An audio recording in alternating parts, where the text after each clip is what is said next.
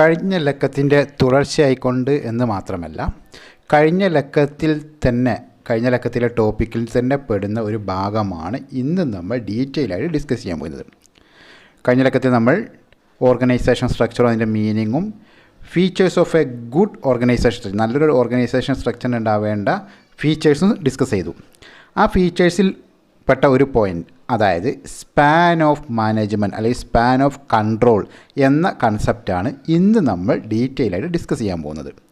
എല്ലാ വിദ്യാർത്ഥികൾക്കും പുതിയൊരു ലക്കത്തിലേക്ക് A to Z ജാലകം യൂട്യൂബ് ചാനലിൻ്റെ പുതിയൊരു വീഡിയോയിലേക്ക് സ്വാഗതം.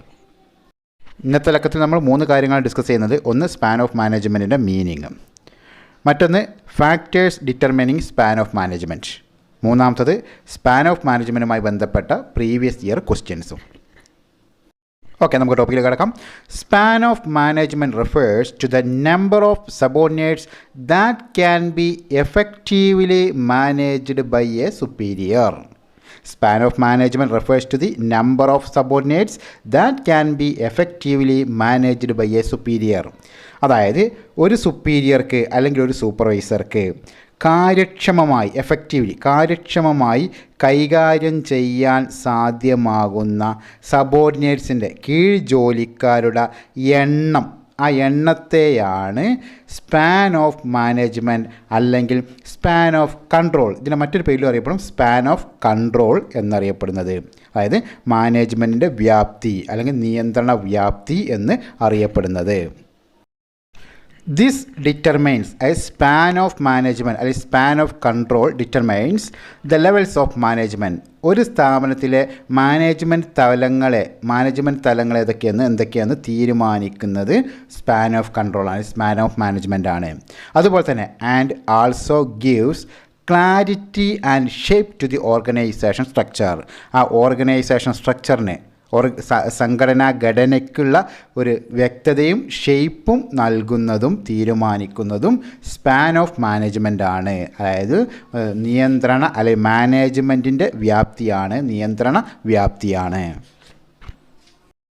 ഓക്കെ, ഇനി ഒരു സ്ഥാപനത്തിൽ നാരോ സ്പാൻ ഓഫ് മാനേജ്മെൻ്റ് ആണ് എങ്കിൽ, അതായത് വളരെ ഇടുങ്ങിയ മാനേജ്മെൻറ്റ് വ്യാപ്തിയാണ് അല്ലെങ്കിൽ പരിധിയാണ് ഉള്ളത് എങ്കിൽ, ആ സ്ഥാപനത്തിൻ്റെ ഘടന ടോൾ ഓർഗനൈസേഷൻ സ്ട്രക്ചർ, അതായത് ഉയരമുള്ള സംഘടനാ ഘടനയായിരിക്കും. അവിടെ മാനേജ്മെൻറ്റ് ലെവലുകൾ എണ്ണം കൂടുതലായിരിക്കും. ഉദാഹരണത്തിന് 100 വ്യക്തികൾ ജോലി ചെയ്യുന്ന ഒരു സ്ഥാപനത്തിൻ്റെ ഘടന തീരുമാനിക്കുമ്പോൾ സ്പാൻ ഓഫ് മാനേജ്മെൻറ്റ്, അതായത് മാനേജ്മെൻറ്റ് പരിധി 10 തീരുമാനിച്ചു. ഒരു സൂപ്പർവൈസർക്ക് 10 പേരെ വീതമാണ് എങ്കിൽ ആ 100 ആളെ നമ്മൾ മൊത്തം ഡിവൈഡ് ചെയ്യുമ്പോൾ 10 ലെവലുകൾ വരും.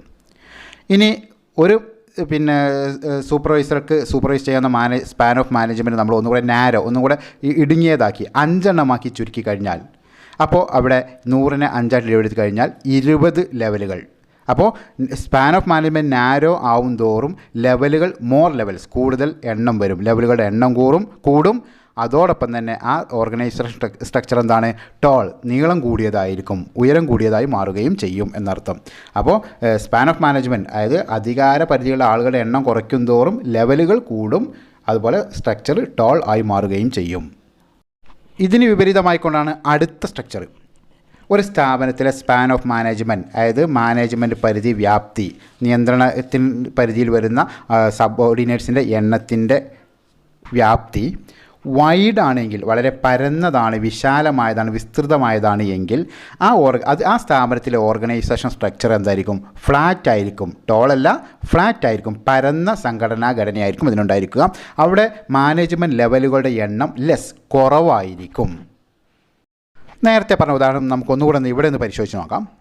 അതായത് സ്പാൻ ഓഫ് മാനേജ്മെൻറ്റ് പരിധി വ്യാപ്തി നമ്മളൊന്ന് കൂട്ടുകയാണ്, വൈഡാക്കുകയാണ്. അതായത് ഒരു മാനേജറുടെ കീഴിൽ, ഒരു സുപ്പീരിയറുടെ കീഴിൽ 25 പേരെ നമ്മൾ വെക്കുകയാണെങ്കിൽ, അങ്ങനെ നിശ്ചയിക്കുകയാണെങ്കിൽ 100 പേരെ നമ്മൾ 25 കൊണ്ട് ഡിവൈഡ് ചെയ്യുമ്പോൾ 4 ലെവലേ വരികയുള്ളൂ. അതിന് 20 ആണെങ്കിൽ 5 ലെവൽ, ഇനി അത് 50 ആണെങ്കിൽ 2 ലെവലേ വരികയുള്ളൂ. അപ്പോൾ സ്പാൻ ഓഫ് മാനേജ്മെൻറ്റ് വ്യാപ്തി നമ്മൾ കൂട്ടും തോറും, വൈഡാക്കും തോറും ലെവലുകളുടെ എണ്ണം ലെസ്സായി വരും, കുറഞ്ഞു വരും. അതുപോലെ തന്നെ ആ സ്ഥാപനത്തിൻ്റെ ഘടന അതുകൊണ്ട് തന്നെ ഫ്ലാറ്റ് ആയിരിക്കും, പരന്ന സംഘടനാ ഘടനയായിരിക്കും അതിനുണ്ടായിരിക്കുക. Flat organisation structure. ഇതുമായി ബന്ധപ്പെട്ട ഒരു ക്വസ്റ്റ്യൻ നമുക്ക് പരിചയപ്പെടാം. A tall structure has a dash. Choice narrow span of management, wide span of management, no span of management, less levels of management. അതിൻ്റെ answer narrow span of management.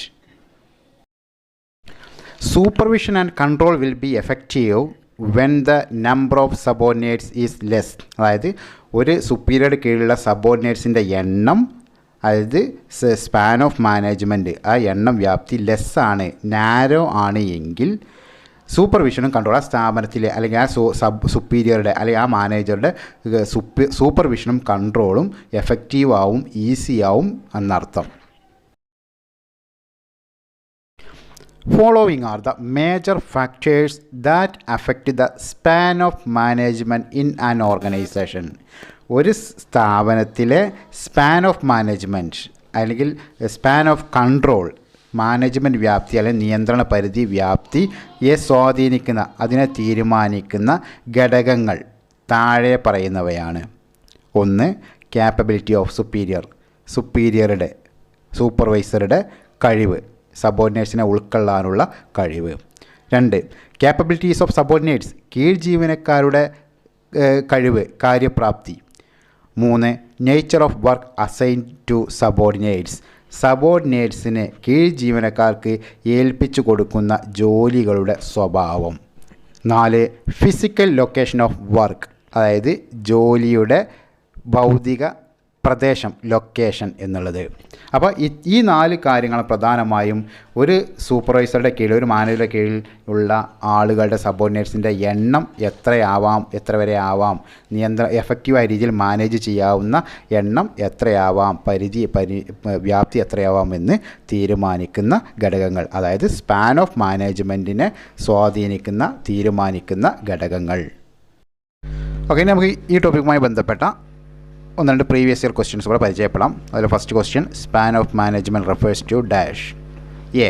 Number of managers. B. Length of term for which a manager is appointed. C. Number of subordinates under a superior. D. Number of members in top management. നമുക്കറിയാം, നമ്മളിപ്പോൾ discuss ചെയ്ത് കഴിഞ്ഞാണ്. അതിൽ answer C, number of subordinates under a superior. അതാണ് span of management അല്ലെങ്കിൽ span of control എന്നോട് ഉദ്ദേശിക്കുന്നത്. മറ്റൊരു question, explain the concept of span of control with an example.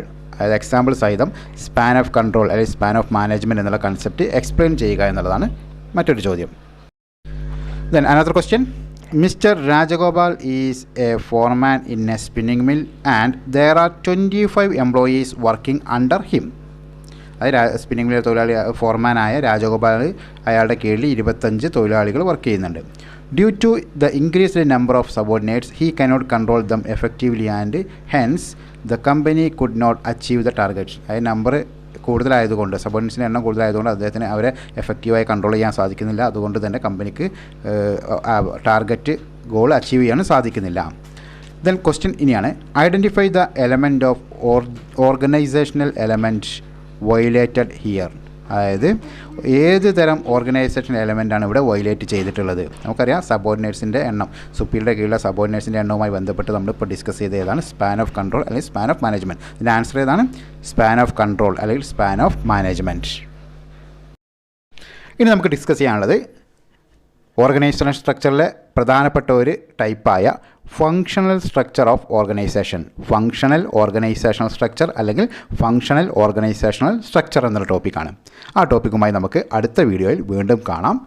ഇന്നത്തെ വീഡിയോ എല്ലാവർക്കും ഇഷ്ടപ്പെട്ടെന്ന് വിശ്വസിക്കുന്നു. ഇഷ്ടപ്പെട്ടുവെങ്കിൽ സാധാരണ പറയുന്ന പോലെ തന്നെ ലൈക്ക് ചെയ്യുക, നിങ്ങളുടെ അഭിപ്രായങ്ങൾ കമൻറ്റ് ചെയ്യുക. അതുപോലെ തന്നെ ഈ ചാനലും ഈ വീഡിയോയും നിങ്ങളുടെ സുഹൃത്തുക്കൾക്കെല്ലാം ഷെയർ ചെയ്യുക, റെക്കമെൻഡ് ചെയ്യുക. ഈ ചാനൽ ഇതുവരെ സബ്സ്ക്രൈബ് ചെയ്യാത്തതുണ്ടെങ്കിൽ ഇപ്പോൾ തന്നെ എന്ത് ചെയ്യുക, സബ്സ്ക്രൈബ് ചെയ്യുക. തൊട്ടപ്പുറത്തുള്ള ബെല്ലൈക്കൺ എനേബിൾ ചെയ്യുക.